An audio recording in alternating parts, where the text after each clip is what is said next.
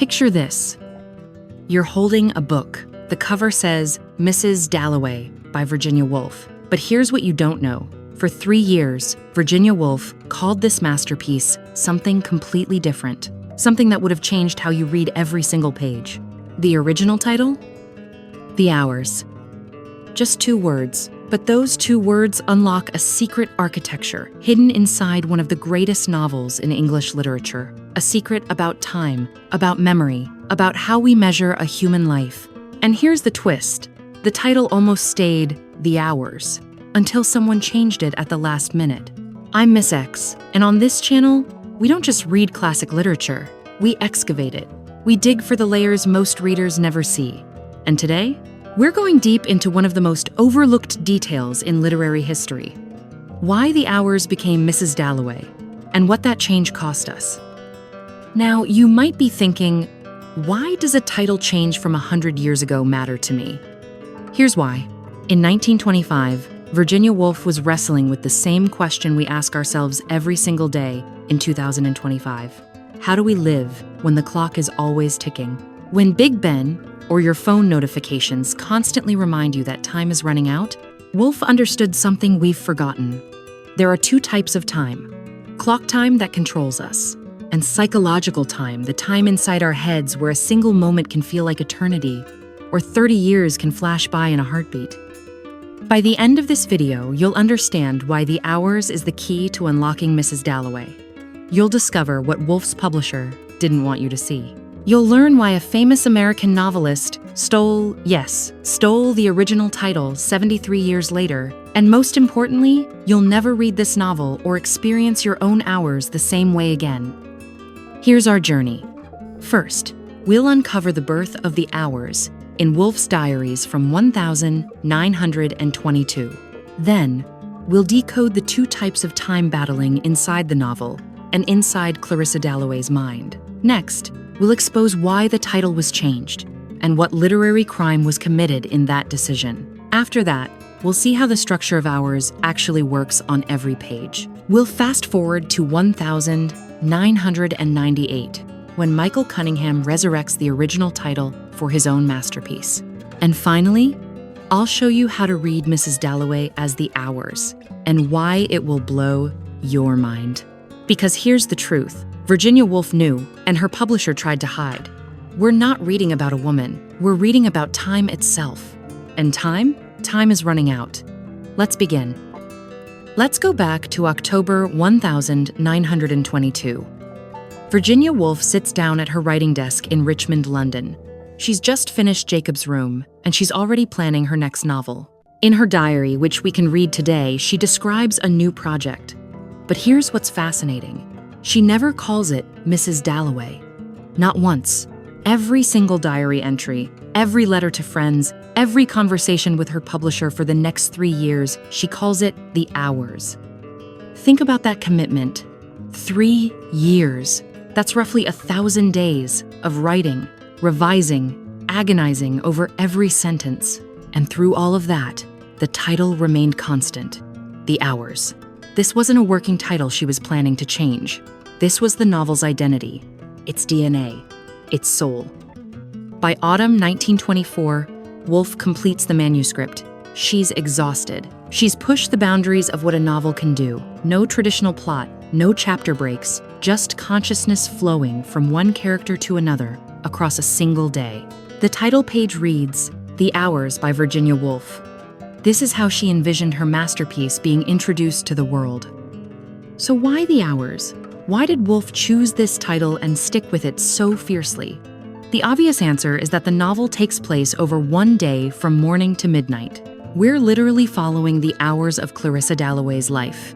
But Woolf never did anything just for the obvious reason. There's always a deeper layer. Here's the deeper meaning.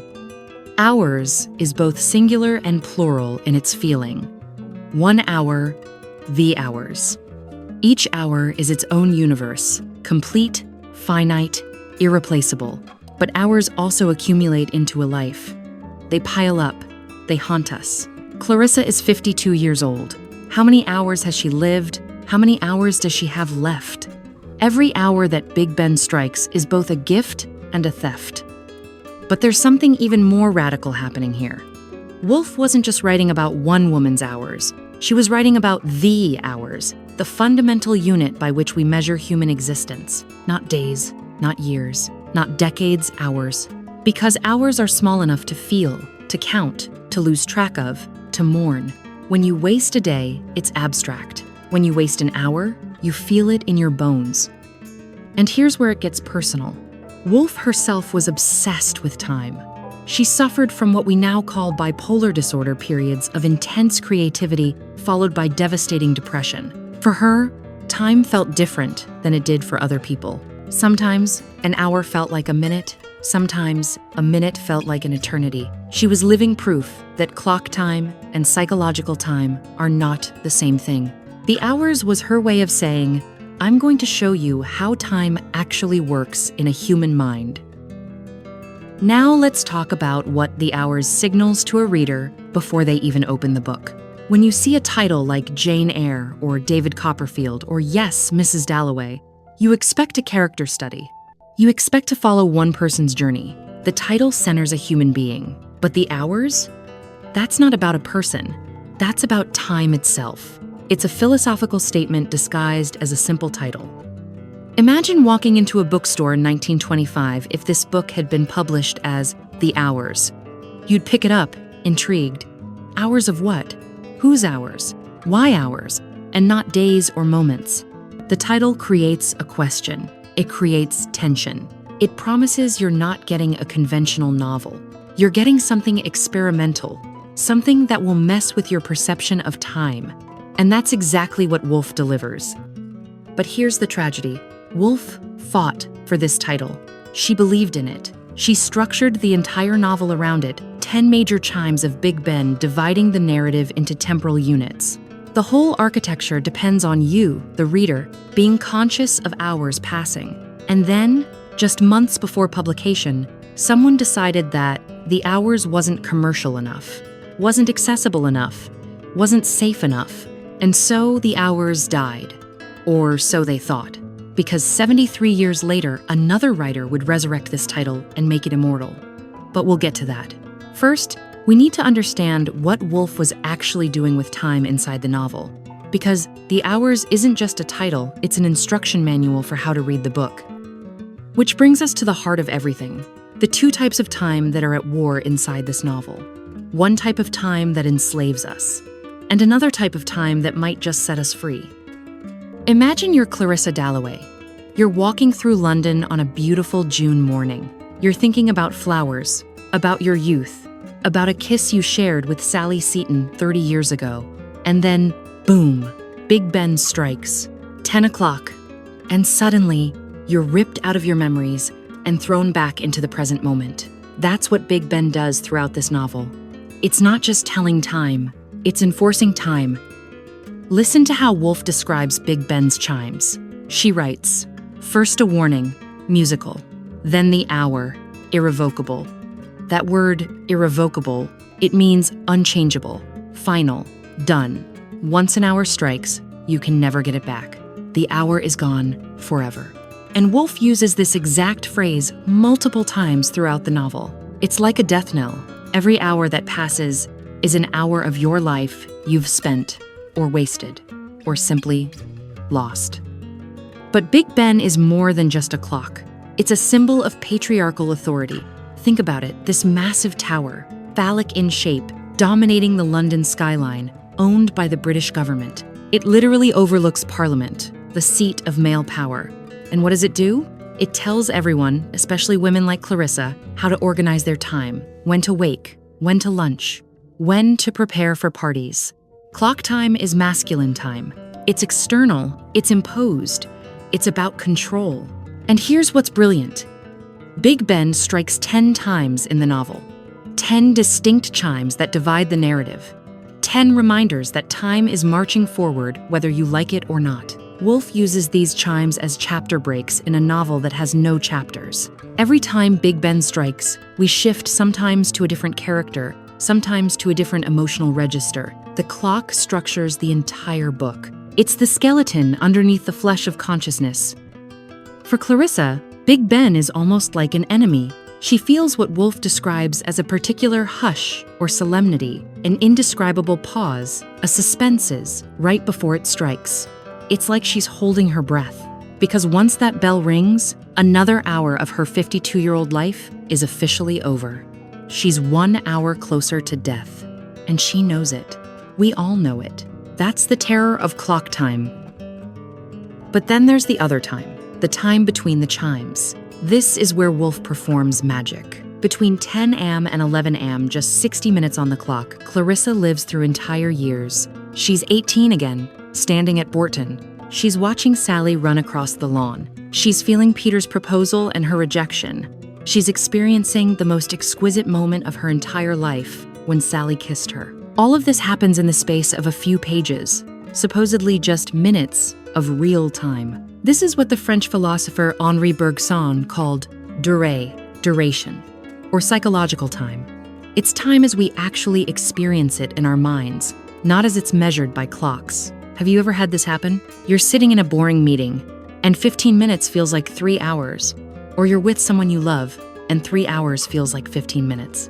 That's durée. That's psychological time.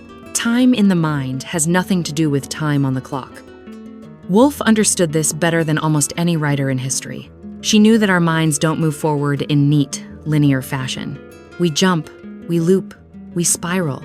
A smell can take you back 20 years in half a second. A song can make you relive an entire summer. And this is how she writes Clarissa's consciousness. The narrative doesn't flow chronologically, it flows psychologically. Past and present exist simultaneously. Clarissa at 52 and Clarissa at 18 are the same person, living in the same moment of consciousness. And here's what's radical. In psychological time, a single moment can contain everything. Woolf writes about Clarissa remembering Sally's kiss, and she says the moment felt infinite, as if time stopped, as if the whole world might have turned upside down. In clock time, that kiss lasted maybe 3 seconds. In psychological time, in memory time, it's still happening. It will always be happening. That kiss exists outside of time. This is the time that Big Ben can't control. This is the time that belongs to Clarissa, not to the patriarchal clock tower. This is feminine time, fluid, circular, emotional, memory-soaked. While Big Ben ticks forward relentlessly, Clarissa's mind moves in spirals. She contains multitudes. She is every age she's ever been, all at once. So now we have our battlefield. Clock time versus psychological time. External time versus internal time. The time society demands versus the time the soul needs. And Clarissa is caught in the middle. This is the war at the heart of the hours. And most readers completely miss it because the title was changed to Mrs. Dalloway. They think they're reading about a woman preparing for a party. They don't realize they're reading about the fundamental tension of human existence. Think about your own life. How often do you feel this exact tension? You're at work, watching the clock, counting down the hours until you can leave. That's clock time oppressing you. But then you get lost in a conversation with a friend, or you're deep into a creative project, and suddenly 4 hours have vanished. That's psychological time liberating you. We live between these two types of time every single day. Woolf knew this. That's why she called it the hours, to make you conscious of this battle. And here's the crushing irony. Clarissa lives almost entirely in psychological time. She's drowning in memories, but society forces her to perform in clock time. She must give her party at the appointed hour. She must be Mrs. Dalloway at precisely 6 p.m. when the guests arrive. She can't tell her guests, "Sorry, I was lost in memories of Sally Seton for the last 3 hours." Clock time doesn't care about your inner life. It only cares that you show up on time. But Woolf shows us that psychological time is more real than clock time. Because what we remember, what we feel, what we experience internally, that's what makes us human. The hours on the clock are just numbers, but the hours in our minds, those are our lives. Clarissa's real life isn't happening at the party. It's happening in her memories of Borton, in her terror of death, in her sudden connections with people she'll never meet, like Septimus Warren Smith. And that brings us to the most famous repeated line in the entire novel. After almost every chime of Big Ben, Woolf writes, "The leaden circles dissolved in the air." Leaden meaning heavy, like lead, like death. Circles, the sound waves rippling outward, dissolved, vanishing, disappearing, dying. Every hour strikes, makes it sound, and then dissolves into nothing, just like every hour of our lives. We live it, and then it's gone forever. That's the tragedy of clock time. But here's the hope. Those hours don't really dissolve. They live on in psychological time, in memory, in the architecture of who we become. So, The Hours was the perfect title. It captured both types of time. It made the structure visible. It announced the novel's deepest theme. So why on earth did someone change it? Who made that decision? And what did we lose when The Hours became Mrs. Dalloway?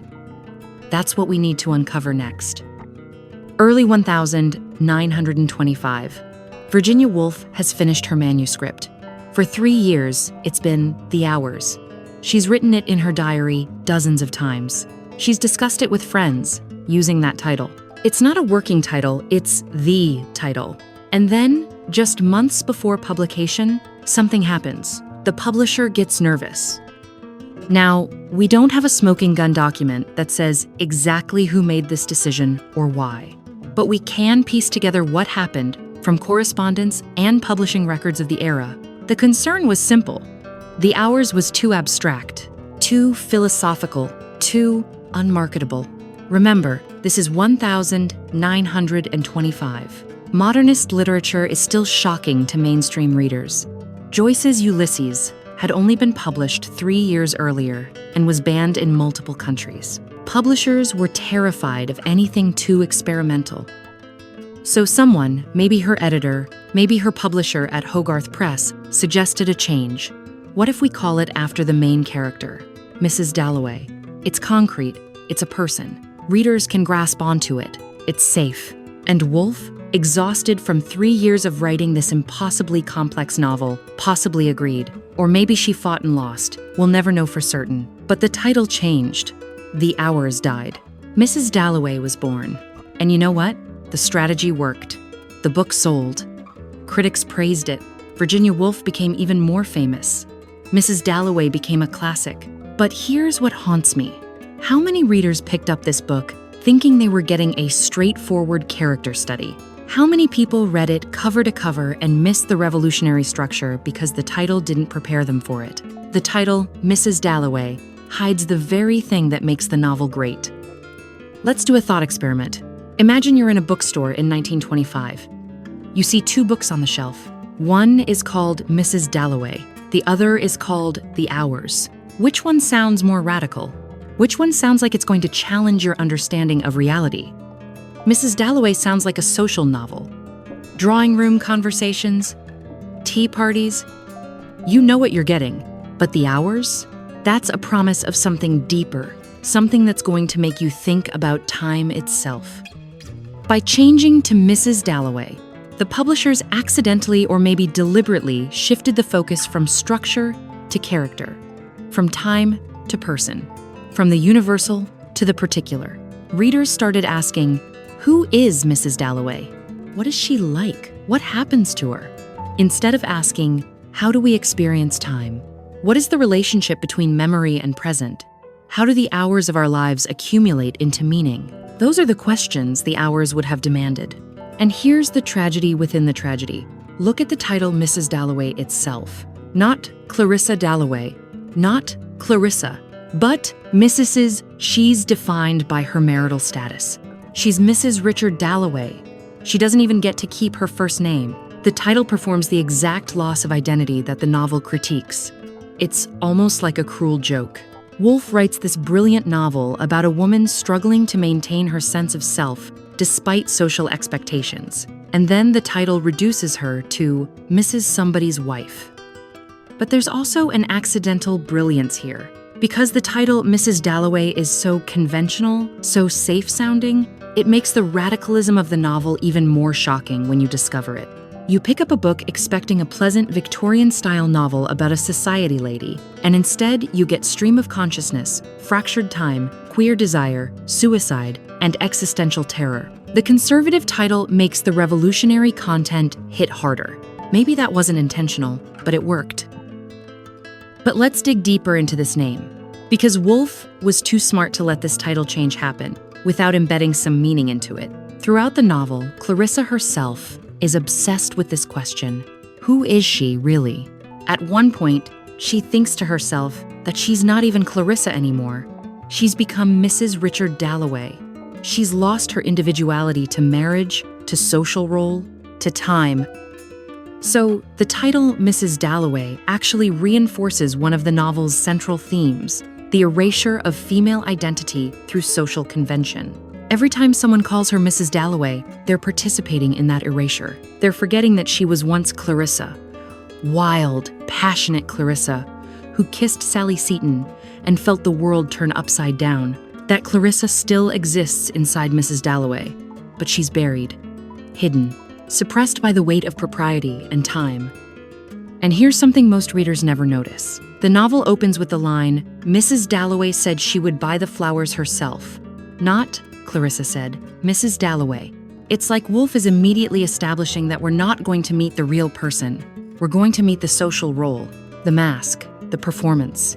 Only later, through memory and stream of consciousness, do we get glimpses of who Clarissa actually is underneath all that propriety. Peter Walsh, her old flame, the man she rejected, he sees through this.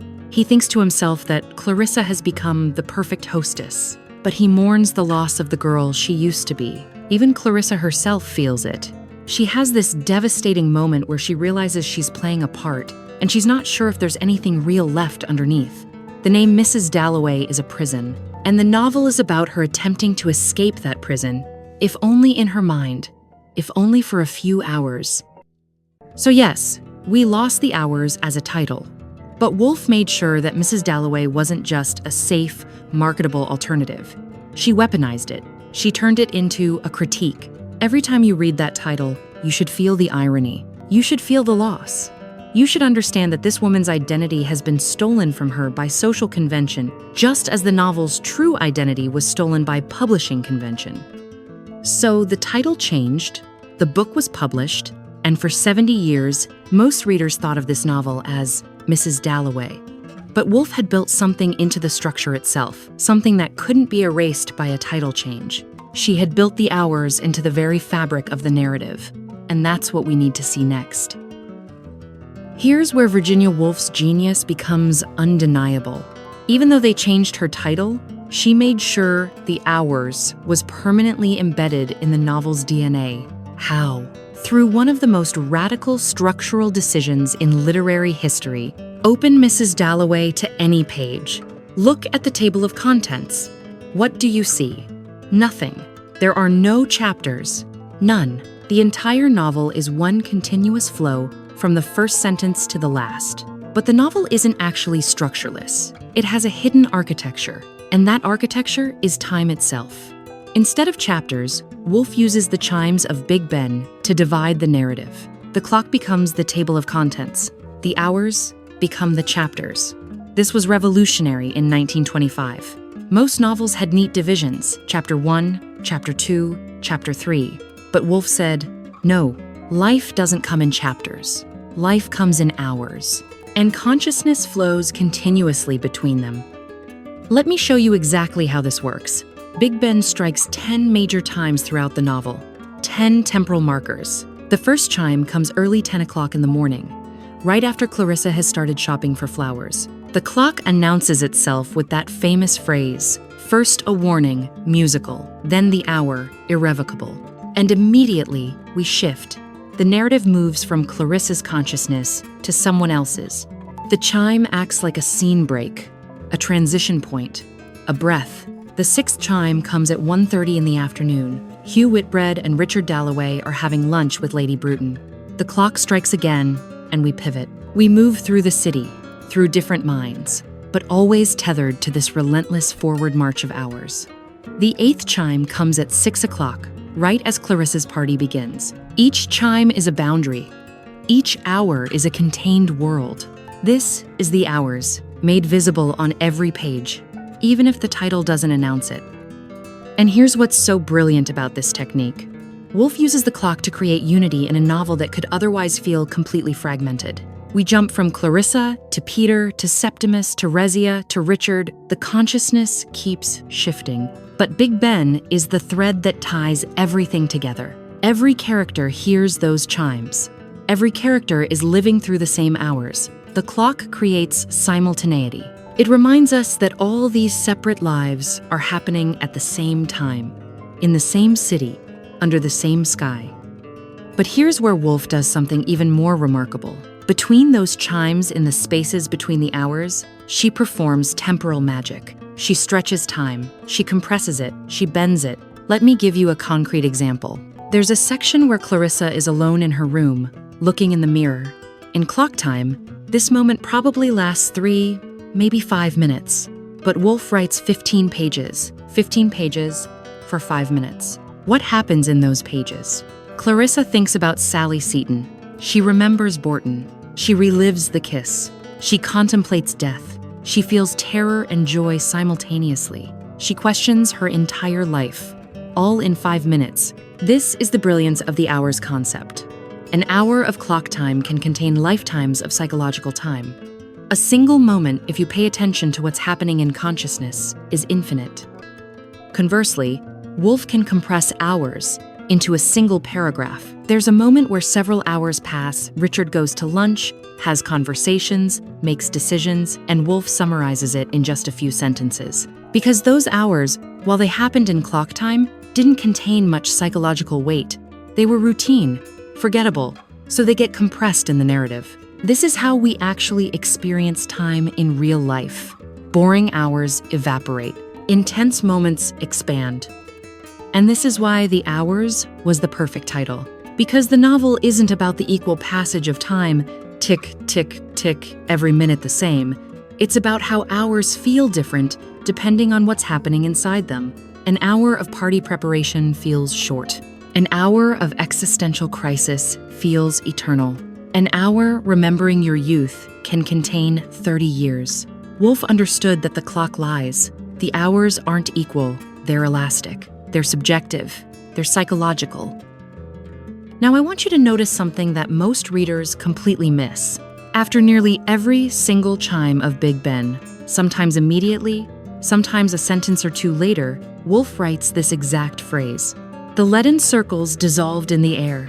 She uses this phrase over 10 times throughout the novel. 10 times. This isn't accidental. This is a motif. This is architecture. This is the hours announcing itself again and again. Let's break down this phrase because it's devastating in its precision. Leaden, made of lead, heavy, toxic, associated with death. These aren't light, joyful circles. They're weighted with mortality. Circles the sound waves rippling outward from the bell, but also the cycles of time, the circular nature of existence, the way hours circle back on themselves, and dissolved, vanished, disappeared, died. Each hour strikes, creates its sound, its circles, and then dissolves into nothing, gone forever. This phrase is Woolf's way of making time visible, audible, physical. When Big Ben strikes, the sound creates actual physical waves in the air-leaden circles. But then those waves dissipate, the sound ends, the hour is over, and you can never get it back. Every time this phrase appears, it's a memento mori, a reminder of death. It's saying, another hour of your life just dissolved into air. What did you do with it? How did you spend it? Was it worth the cost? But here's what's beautiful. Even though the circles dissolve, even though the hours vanish, something remains. Memory, consciousness, experience. Clarissa loses hours to time, but she gains them in memory. The hour when Sally kissed her dissolved decades ago in clock time, but it's still present, still vivid, still alive in her psychological time. So the dissolution isn't complete. The hours leave traces. They accumulate into a self. This is the paradox at the heart of. The hour's time is both lost and preserved. And notice this. The leaden circles dissolved in the air is one of the most repeated phrases in the entire novel. More than any character's name, more than any description. It's the novel's heartbeat. It's the pulse of the hours. Every time you read it, you should hear Big Ben striking. You should feel an hour of life disappearing. You should understand that Woolf built a clock into the very sentences of this book. Even without the title, the hours is everywhere. So Virginia Woolf embedded the hours so deeply into the structure that no title change could erase it. But the story doesn't end in 1925, because 73 years later, a young American novelist picked up Mrs. Dalloway and saw what everyone else had missed. He saw the hours hidden inside, and he decided to resurrect it. 1998. 73 years after Virginia Woolf's novel was published. A book appears in American bookstores with a title that makes literary scholars do a double take. The Hours, by Michael Cunningham. Not Mrs. Dalloway, not A Day in the Life, but The Hours, the title Woolf wanted, the title she lost, the title that had been buried for 7 decades. Now, Cunningham's novel isn't a retelling of Mrs. Dalloway. It's something far more ambitious. It's a conversation across time. The novel follows 3 women in 3 different time periods. Virginia Woolf herself in 1923, writing Mrs. Dalloway. Laura Brown in 1949, reading Mrs. Dalloway. And Clarissa Vaughan in 1998, living a life that eerily mirrors Clarissa Dalloway's. All 3 stories unfold over a single day. All 3 are structured around hours. All 3 wrestle with the same questions. What makes a life worth living? How do we measure our time? When do we feel most alive? But here's what's brilliant about Cunningham's choice to use The Hours as his title. He's not stealing it, he's rescuing it. He's saying to the literary world, you erased this title once. You buried Woolf's original vision. I'm bringing it back. I'm making it immortal. By naming his novel The Hours, Cunningham forces everyone who reads his book to learn about Woolf's original title. He turns a forgotten piece of literary history into common knowledge. So what did Cunningham see that most readers missed? He understood that Mrs. Dalloway was never just about one woman's day. It was about time itself, about how we live through hours, about how hours accumulate into days, days into years, years into a life. And he understood that this theme is universal and timeless. It applied in 1923. It applied in 1949. It still applies in 1998. And it applies right now, today, as you're listening to this. Cunningham's Virginia Woolf character actually discusses the title in the novel. She's writing Mrs. Dalloway, which she calls The Hours, in Cunningham's book, and she's obsessing over what it means. She thinks about how a single day, a collection of hours, can contain an entire life. How you can see everything about a person by watching them live through just one ordinary day. This is Cunningham making explicit what Woolf left implicit. He's explaining the hours to readers who never knew it existed. And here's the beautiful symmetry. Just as Woolf's novel spans one day, so does Cunningham's. Just as Woolf used Big Ben to mark the hours, Cunningham uses chapter breaks, labeled with times of day. Just as Woolf moved between multiple consciousnesses, Cunningham moves between 3 women's minds. He's not copying Woolf's structure, he's honoring it. He's showing that the architecture of the hours is so powerful, so fundamental to human experience, that it works across any era. But Cunningham does something else that's crucial. He updates the themes for his contemporary moment. In Woolf's 1925, the queer subtext between Clarissa and Sally had to be subtle, coded, hidden. In Cunningham's 1998, Clarissa Vaughan is openly gay, living with her female partner Sally. The love that was repressed in 1925 is now lived openly. This shows how the hours as a concept transcends its original context. The hours keep ticking for everyone, straight, queer, past, present, future. Then comes 2002. The Hours becomes a major motion picture. Nicole Kidman plays Virginia Woolf and wins an Academy Award. Meryl Streep plays Clarissa Vaughan. Julianne Moore plays Laura Brown. Suddenly, millions of people who would never pick up a modernist novel are watching a film about Virginia Woolf and Mrs. Dalloway, and learning for the first time that Woolf's original title was The Hours. The film does something remarkable. It visualizes the connection between the 3 time periods. We see Virginia writing the scene where Clarissa buys flowers. Then we cut to Laura reading that exact scene. Then we cut to the 1998 Clarissa living a version of that scene. The hours collapse into each other. Past, present, and future exist simultaneously. This is exactly what Woolf was doing on the page in 1925, showing how time isn't linear, it's layered. The film makes visible what Woolf made literary. And here's the full circle moment. After the film's success, sales of Mrs. Dalloway exploded. People who saw the movie went back to read Woolf's original novel. But now they read it differently. They read it knowing about the hours. They read it paying attention to Big Ben's chimes. They read it looking for the hidden architecture of time. Cunningham's act of literary resurrection changed how an entire generation reads Virginia Woolf. Think about what Cunningham achieved. He took a title that was erased in 1925. He reclaimed it in 1998. He turned it into an Oscar-winning film in 2002. And in doing so, he ensured that Virginia Woolf's original vision, The Hours, would never be forgotten again. The title that publishers thought was too abstract, too uncommercial, is now one of the most recognized titles in contemporary literature. That's justice. That's literary redemption.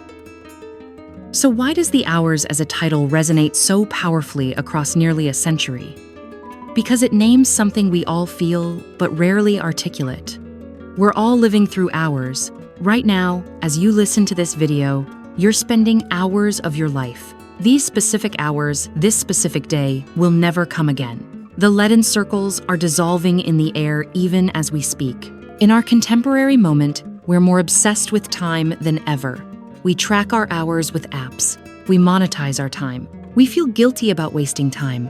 We're constantly aware of the clock on our phones, our computers, our wrists. Big Ben has been replaced by the Apple Watch, but the tyranny is the same. Clock time still controls us. And psychological time, the time of memory, of presence, of deep experience, still struggles to survive.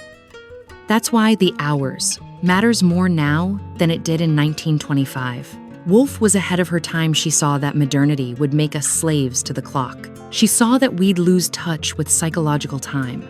And she wrote a novel that fights back.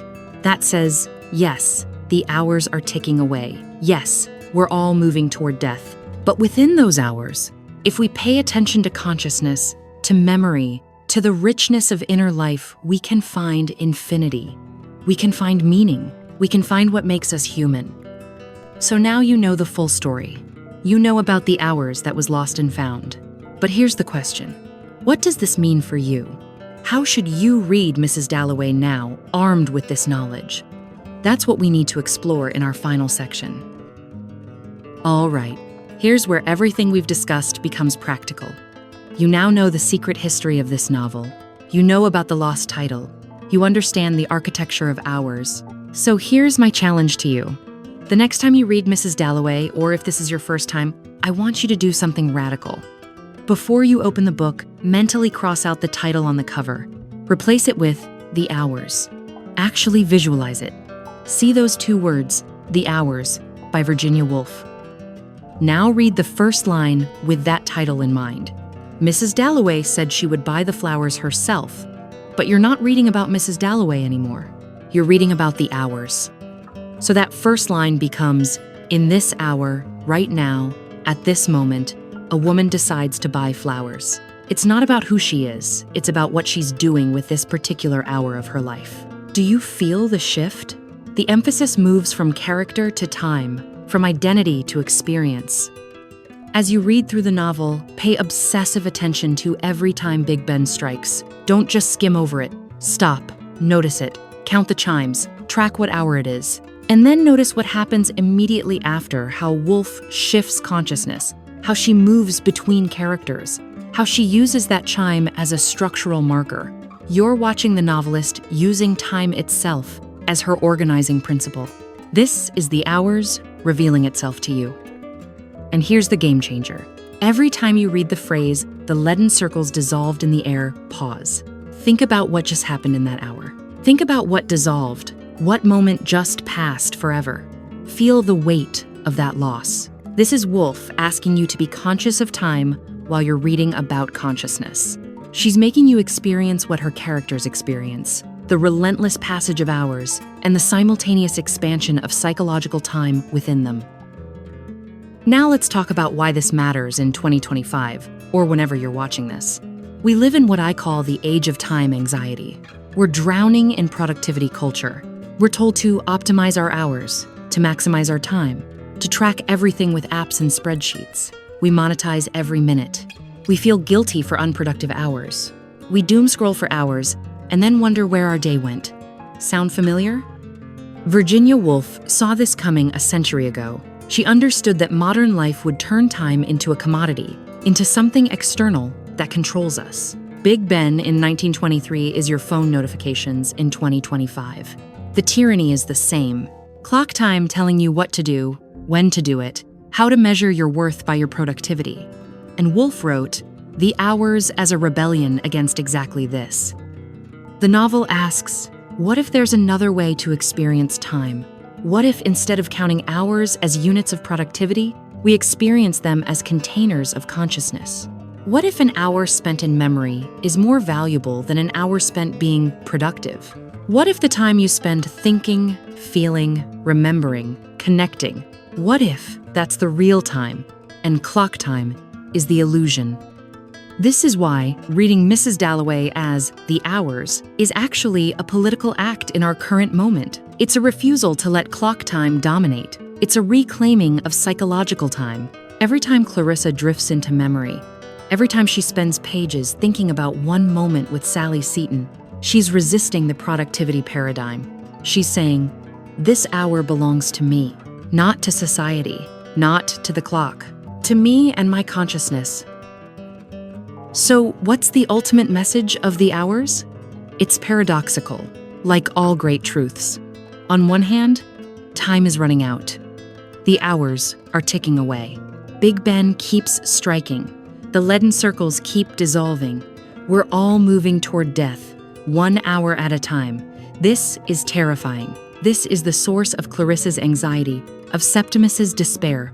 We can't stop the clock. But on the other hand, within those hours, we contain infinities. In the space of 1 hour, 60 minutes, 3,600 seconds, we can relive our entire lives. We can experience love, terror, beauty, connection. We can remember who we were and imagine who we might become. In psychological time, 1 hour can feel like eternity. One moment can contain everything that matters. This is Woolf's gift to us, the understanding that we live in two types of time simultaneously. We can't escape clock time. We have to show up for work, meet deadlines, attend parties at the appointed hour. But we also live in psychological time, and that time is ours. Nobody can take it from us. Not society, not the clock, not even death. Because psychological time lives in memory, and memories don't die as long as someone remembers them. At the end of Mrs. Dalloway, after Clarissa hears about Septimus's suicide, she has this moment of profound realization. She thinks about how he threw his life away, he defied the clock by choosing the moment of his own death. And she feels something unexpected. Not horror, but recognition. She feels glad that he did it. Not because she wants to die, but because she understands his refusal to live entirely by clock time's rules. He chose his final hour. That was his freedom. Now, Woolf isn't advocating for suicide. Let's be very clear about that. What she's showing is that the ultimate act of autonomy is choosing how you spend your hours, not letting them be dictated entirely by external forces. Finding moments, even small ones, where you reclaim your time, where you say, for this hour, I'm going to be fully present in my consciousness. I'm going to remember. I'm going to feel. I'm going to be alive to psychological time. So here's my final challenge to you, and it's bigger than just reading a novel. Think about your own hours. Right now, today, this week. How are you spending them? Are you living entirely in clock time, rushing from task to task, checking items off lists, optimizing and producing? Or are you creating space for psychological time? Are you allowing yourself moments where you're fully present, where you remember, where you feel deeply, where you connect with your own consciousness? Virginia Woolf spent 3 years calling this novel The Hours because she wanted us to think about this question. She wanted us to be conscious of how we live through time. And yes, the publishers changed the title. Yes, it became Mrs. Dalloway. But the hours are still there. On every page, in every chime of Big Ben, in every memory that expands to fill pages, in every moment where consciousness becomes infinite. So read it as The Hours. Live your life with awareness of the hours. Because the title wasn't wrong, it was perfect. It was the truth that the publishing world tried to hide but couldn't erase. The hours are all we have, and the hours are everything. And that brings us to the end of our journey through the hours. We've uncovered the lost title. We've decoded the hidden architecture. We've watched it be resurrected 70 years later. And now we understand what Virginia Woolf was trying to tell us all along. So let's bring this full circle. We started with a question. What if one of the greatest novels in English literature had a completely different title? And now you know the answer. It did. For 3 years, Virginia Woolf called her masterpiece The Hours, not Mrs. Dalloway, The Hours. Because this novel was never just about a woman preparing for a party. It was always about time itself, about how we experience it, how we measure it, how we live through it, and how we lose it. We discovered that the title was changed just months before publication, probably because publishers thought The Hours was too abstract, too philosophical, too uncommercial. They wanted something safe, something that readers could understand immediately. So they gave us Mrs. Dalloway. And for 70 years, millions of readers experienced this novel without knowing its true identity.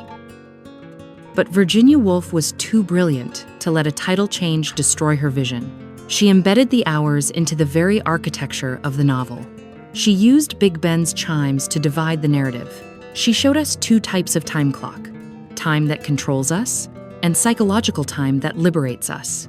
She wrote that devastating phrase, "The leaden circles dissolved in the air," over 10 times, reminding us with every chime that another hour of life has vanished forever. The structure itself is The Hours, whether the title says so or not. And then, 73 years later, Michael Cunningham resurrected the lost title.